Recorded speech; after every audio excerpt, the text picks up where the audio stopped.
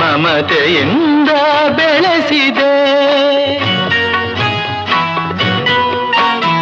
ತಂದೆಯಾಗಿ ತಾಯಿಯಾಗಿ ಮಮತೆಯಿಂದ ಬೆಳೆಸಿದೆ. ಬಿಸಿಲು ಮಳೆಗೆ ನರಳದಂತೆ ನಿನ್ನ ನೆರಳಲಿ ಸಲಹಿದೆ. ಆ ಪ್ರೀತಿಯ ಮನ ಮರೆವುದೇ. ನಿನ್ನ ಕಂಗಳ ಬಿಸಿಯ ಹನಿಗಳು 100 ಕಥೆಯ ಹೇಳಿದೆ. ನಿನ್ನ ಪ್ರೇಮದ ನುಡಿಯ ಕೇಳಿ 100 ನೆನಪು ಮೂಡಿವೆ.